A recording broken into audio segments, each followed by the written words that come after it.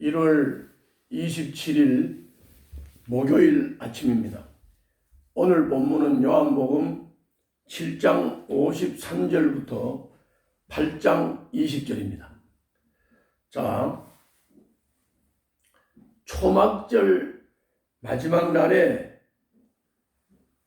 바리새인들이 그리고 지도자들이 예수님을 잡으려고 경비병을 성전으로 보냈죠.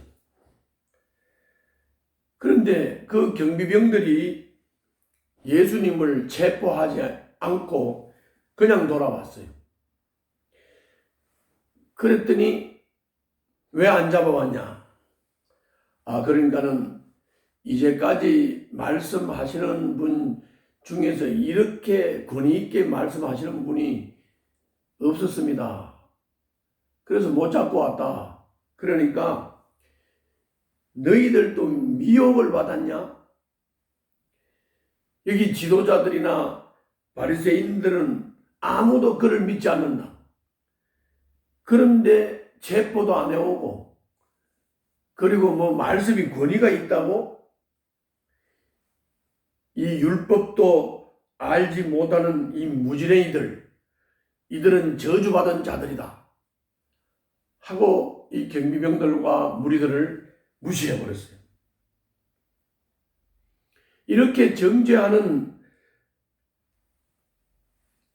이 지도자들에 대해서 심판한 것에 대해서, 이렇게 심판한 것에 대해서 율법대로 그 일에 대해서 좀 자세히 알아보고 본인 말도 들어보고 정인들 말도 들어보고 그리고 저주받을 놈들인지 심판받을 놈들인지 이렇게 판단해야 되지 않느냐 하고 니고데모가 의견을 제시했습니다. 그랬더니 그 의견을 제시하는 같은 지도자임에도 불구하고 이 니고데모를 조롱했어요. 너 갈릴리 사람이냐? 이렇게 조롱을 했어요. 그리고 무시하고 성경도 모르는 사람이라고 멸시를 해버리고 성경을 보라고, 갈릴리에서 그리스도가 나올 수 있느냐고, 이렇게 니고데모도 묵사발을 냈습니다. 자, 이런 일이 있은 후에 거기에 모였던 청중들은 각자 다 집으로 돌아갔습니다. 그리고 예수님은 올리브산으로 가셨습니다. 그리고 이제 하룻밤 지났죠. 이튿날 예수님은 성전에 다시 오셔서 가르쳤어요.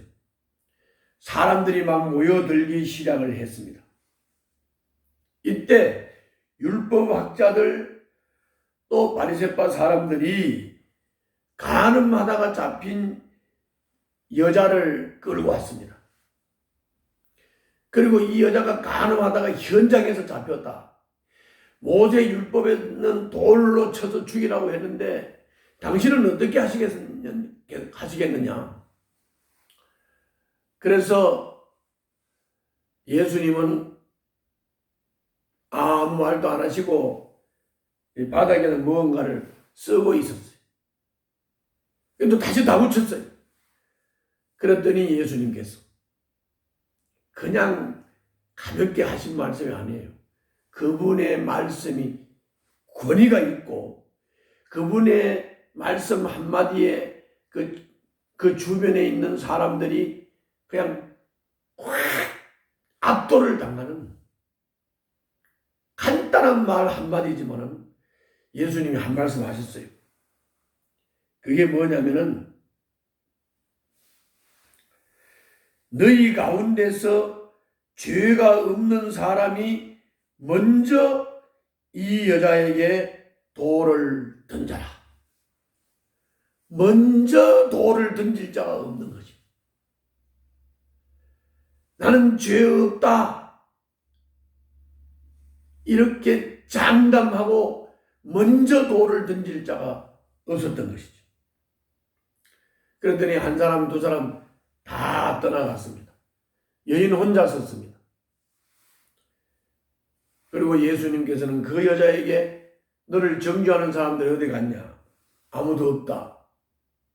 나도 너를 정죄하지 않겠다. 이제 죄짓지 말고 살아라. 여기 이제 첫 번째 오늘 본문의 얘기입니다.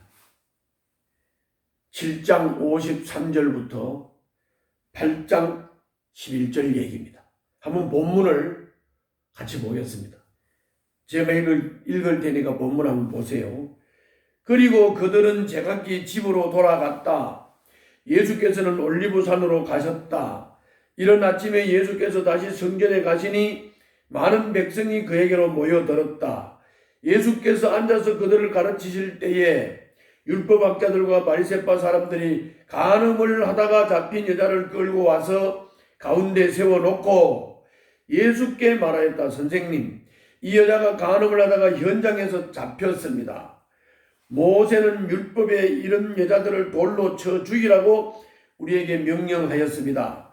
그런데 선생님은 뭐라고 하시겠습니까?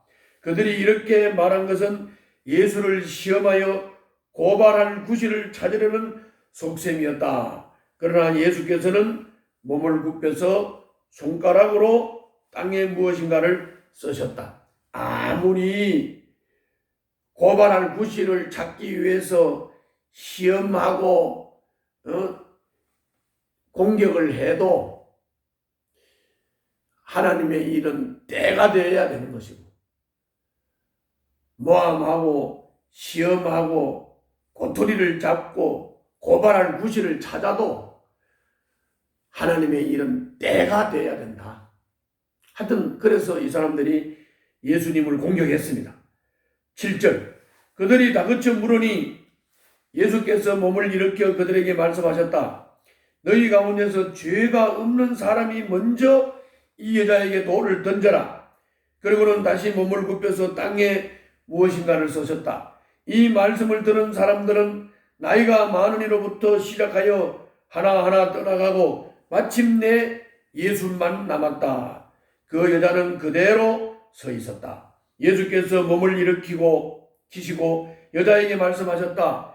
여자여, 사람들은 어디에 있느냐? 너를 정죄한 사람이 한 사람도 없느냐? 여자가 대답하였다. 주님, 한 사람도 없습니다. 예수께서 말씀하셨다. 나도 너를 정죄하지 않는다. 가서 이제부터 다시는 죄를 짓지 말아라. 예수님도 용서를 하신 거예요. 이 여자를 심판하고 정죄할 사람은 사람 중에는 아무도 없어요. 이거 가르치는 거예요. 사람은 모두 다 죄인이다.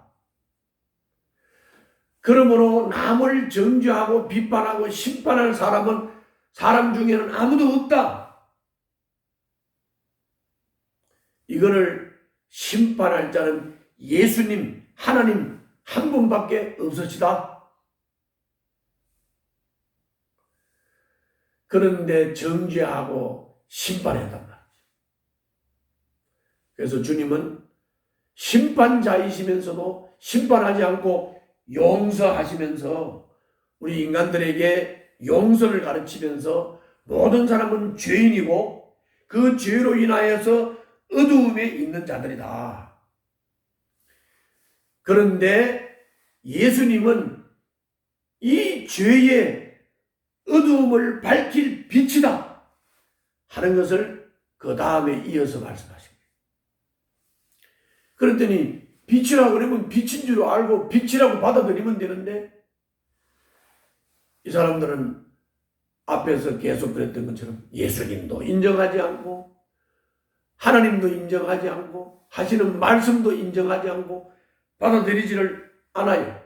오늘 또 이 어두움을 비추는 빛이 나다라고 말씀하시는 예수님의 말씀을 듣고 이 사람들은 네가 니를 증언하기 때문에 참되지 못하다. 그러면서 예수님의 빛이라는 말씀을 받아들이지를 않았습니다.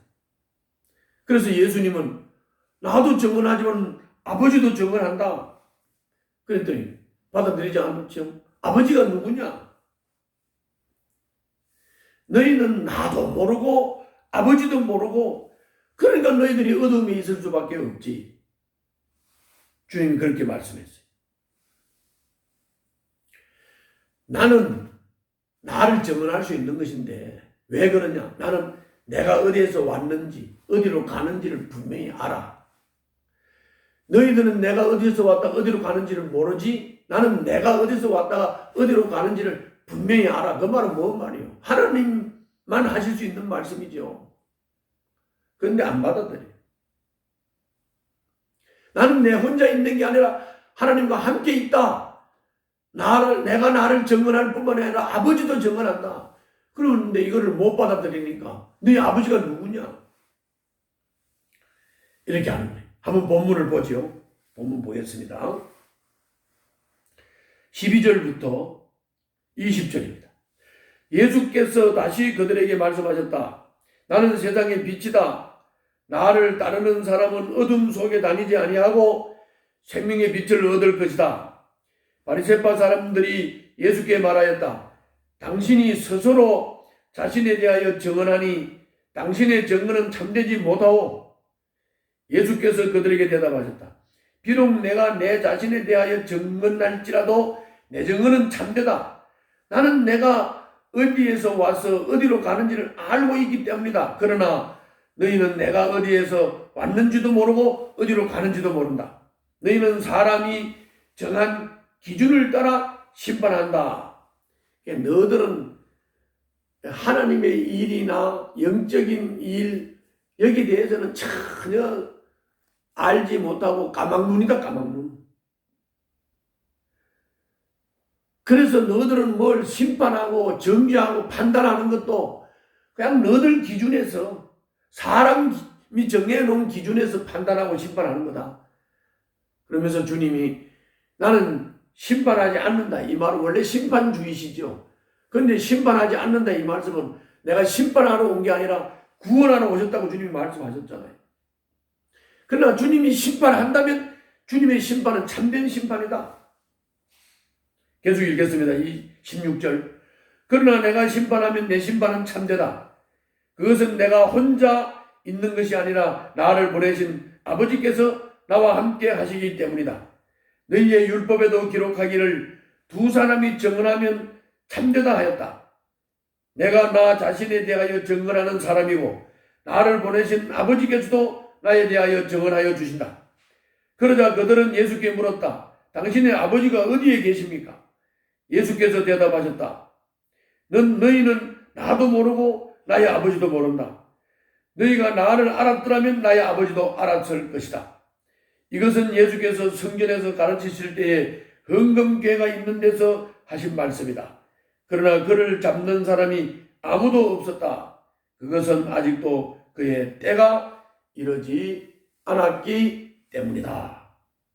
여기 말씀도 잘 보면 우리가 이 죄의 어두움에서 눈을 떠서 빛을 볼 수 있는 것은 예수님을 알아야 돼요. 예수님을 알면 예수님을 통해서 하나님을 알아요. 지금 이 시대는 예수님을 알고 믿는 사람, 이 사람에게 성령님이 조명을 하셔서 아버지 하나님도 예수님도 성령님도 바로 알고 말씀도 바로 알도록 하세요. 그렇기 때문에 빛이신 주님의 말씀을 등불 삼고 생명의 길을 가야 합니다. 그 빛이신 주님을 우리가 알고 빛이신 주님을 영접하고 받아들여야 돼요. 예수님을 인정하고 받아들이면 하나님 아버지도 성령님도 생명의 말씀도 우리는 알아지고 깨달아지는 눈이 열리게 돼 있어요. 그러므로 빛이신 주님의 말씀을 등불 삼고 생명의 길을 가는 오늘 하루가 되시기를 바랍니다. 예수님이 빛이십니다. 예수님 알면 하나님 압니다. 성령님이 말씀을 깨닫고 영적인 것을 깨달을 수 있도록 빛을 비춰 주십니다. 그 예수님과 오늘 하루도 동행하시기를 바랍니다. 기도하겠습니다.